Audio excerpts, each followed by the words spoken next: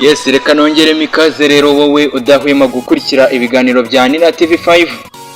Njye wumva kuri mikoro ni Pique de Seira nibisanzwe, the ship captain number 1. Nkuko nabigusezeranyije rero mu gikombe cy'isi cy'amakrebe 2025 imikino y'amatsinda yararangiye, round of 16 draw ikaba yaramaze gushyika kugera hanze. Ubu tukaba tuzi aya makipe 16 yabashije gukomeza, tukaba tuzi ngo azahura na yahe ryari ndetse no kuzihe stade. Icyo amenya cyo nuko mu makipe agera kuri 4 yarahagarariye Afrika, na kipe nimwe yigeze ibasha gukomeza mu itsinda. Uti amatsinda yarameze ate? Cyo mwibutsa kino gikombe cy'isi cy'amakrebe 2025 kikaba cyari cyaravuguruwe, aho bidasanzwe cyari cyitabiriwe n'amakipe agera kuri 32. Imikino y'amatsinda rero ikaba yarasize yaritabiriwe n'amakipe agera kuri 32 aturutse mu bihugu birenga 72. Uti byari bihagaze bite rero? Imikino y'amatsinda irangiye hatsinzwe ibitego bigera ku 144. Bivuze iki rero? Bivuze ko buri mukino wabarirwaga impuzandengo, buri mukino wabarirwaga ibitego bitatu kuri buri mukino. No kuvuga ngo buri mukino habaga hitezwe ko hinjiramo ibitego bigera kuri 3 cyangwa se birenga. Bwitabire bwo ntabwo bwari bushimishije cyane, kuko iyi mikino mu matsinda isize hitabiriye bigaragazwa ko amakuru nyesha inside fifa.com baratubwira ko iyi mikino yo mu matsinda yitabiriwe cyangwa se ubwitabire ku mastade bangana na 1 miliyoni n'igice, 1 miliyoni n'abantu 600 barengaho bitabiriye imikino. No kuvuga ngo average cyangwa bagaragaza ko umukino nibura witabirwaga n'ibihumbi 34 n'abantu 746 kuri buri match. Ariko hano ni ifatizo riba ryabaye, kuko twabonye na match zitagejeje no ku bihumbi 2 rwose. Harimo match zagiye zitabirwa gake cyane mu izi match z'amakipe matoya. Imikino mu matsinda rero ikaba yasize amakipe 16 ariyo abashije gukomeza muri kimwe cya 8. Reka rero nkunyuriremo duhereye ku itsinda rya mbere kugeza ku itsinda rya nyuma, amakipe yagiye akomeza ndetse n'amakipe yagiye asezererwa. Ni itsinda A harimo ekipe ya Palmeiras, Inter Miami, FC Porto ndetse na Al Ahly. Icyo wamenya cyo muri iri tsinda hakomejemo Palmeiras n'amanota 5, ikaba yarakomeje ari iyoboye, ikurikirwa na Inter Miami ya Lionel Messi nayo n'amanota 5. Ubwo ukamenya ko FC Porto na Al Ahly zasezerewe, aho zatahanye buri kipe amanota 2 gusa. Itsinda B hakaba harakomeje Paris Saint-Germain ndetse na ekipe ya Botafogo, aho buri imwe yazamutse ifite amanota 6. Paris Saint-Germain ikaba yarazamutse ari iya mbere, Botafogo ikazamuka ari iya kabiri. Itsinda C hakaba harazamutse rikaba ryarayobowe n'ikipe ya Benfica yazamukanye amanota 7, naho Bayern Munich izamuka ari iya kabiri ifite amanota 6. Itsinda D rikaba ryarayobowe na ekipe ya Flamengo izamuka ifite amanota 7. Ikaba yarakurikiwe na ekipe ya Chelsea n'amanota yazamutse ifite amanota 6 kabisa. Itsinda rya 5 cyangwa se groupe E, Inter Milan ikaba yarazamutse ari iya mbere n'amanota 7, ikurikirwa na ekipe ya Monterrey. Ekipe ya Monterrey ikaba yarazamukanye amanota 5, yarazamutse ifite amanota 5 ari iya kabiri kabisa. Ubwo ekipe ya River Plate ndetse na agakipe kitwa Urawa Red Diamonds zizo zikaba zaratashye Guerrere. Itsinda rya 6 hakaba harazamutse ekipe ya Borussia Dortmund n'amanota 7, ikazamuka ikurikiwe na FC Fluminense n'amanota 5. Mu itsinda rya karindwi cyangwa se groupe G hakaba harazamutse ekipe ya Manchester City izamuka ari ya mbere ifite amanota 9/9.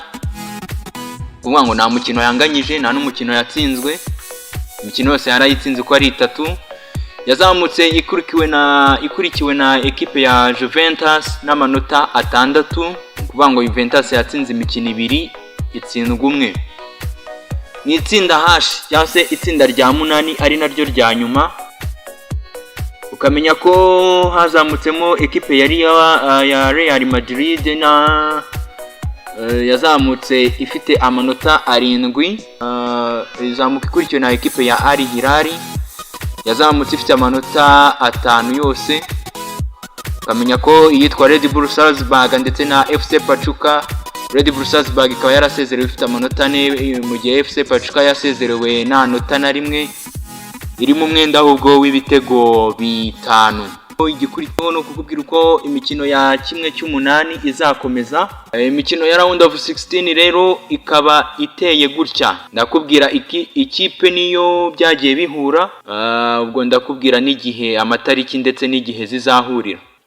Muri round of 16 nkubwira ko hakinwa imikino 8, hagakomeza amakipe agera ku 8 ariyo hazakinwa imikino 8. Muri round of 16 hazakinwa imikino 8. Buri mukino rero ukazajya ukinwa ari knockout, kuvuga ngo ikipe itsinzwe izajya ihita itaha. Dore uko rero amakipe yakomeje ndetse nuko yatomboranye nyuma y'imikino yo mu matsinda. Ekipe ya Palmeiras izakina na ekipe ya Botafogo. Uyu mukino ukazaba tariki 28 z'ukwa gatandatu, ukubanga azaba ari kuwa gatandatu 2025 n'ejo bundi. Umukino uzaba mu masaha y'isa 12.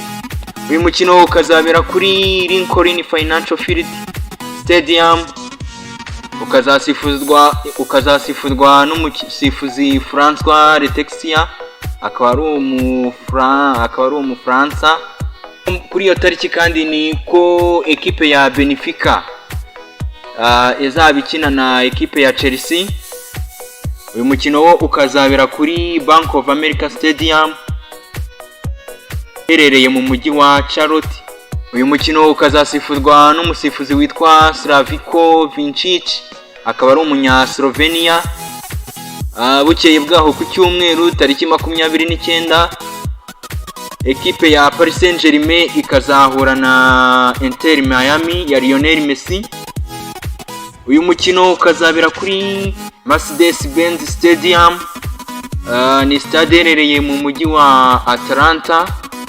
Uyu mukino ukazasifurwa, biteganyijwe ko uzasifurwa n'umusifuzi witwa Wilton Sampaio, akaba ari umunya Brazil.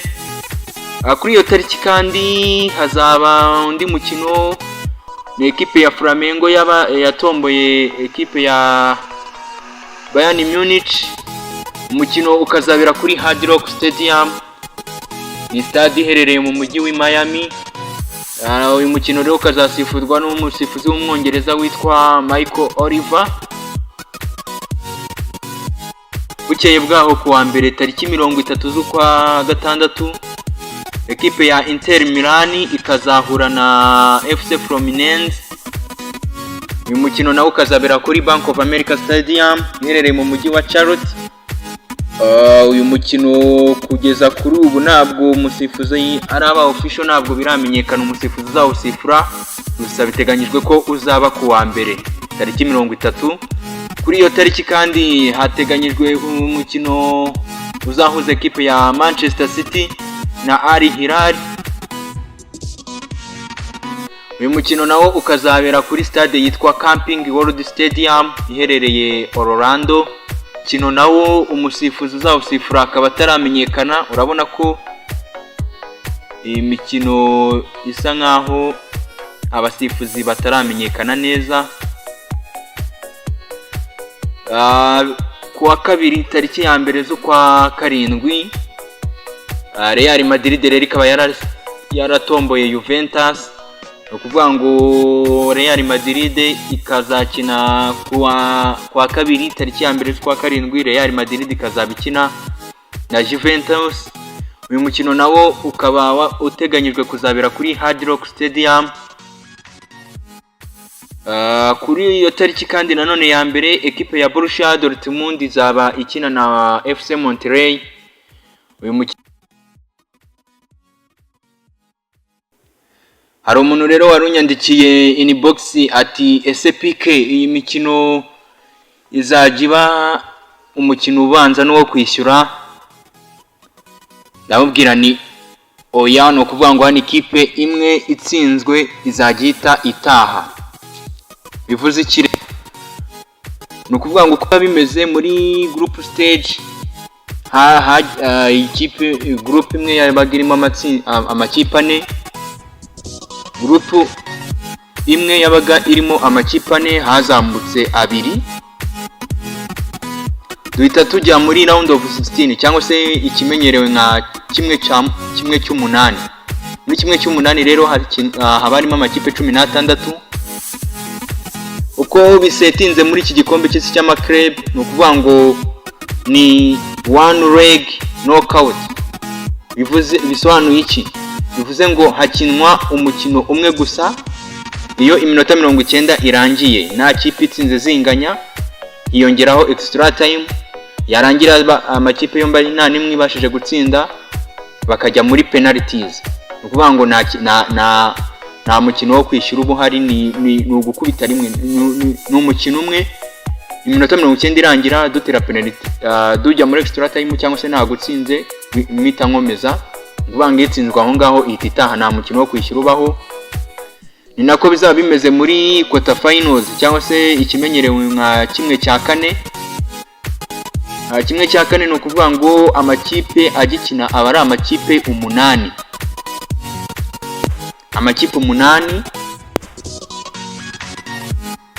hagakina imikino aba ari 4. Ni ukuvuga ngo hakomeza amakipe 4 gusa ariyo ahita ajya muri semifinals. Semifinals rero aba ari kimwe cya kabiri nkuko twe dukunda kubyita mu Kinyarwanda. Hakinwa amakipe 4 ari naho kimwe cya kabiri gikinwa rero n'amakipe 4, ari naho hahita havamo amakipe 2 ahita ajya kuri final cyangwa se ahita ahurira kuri finale.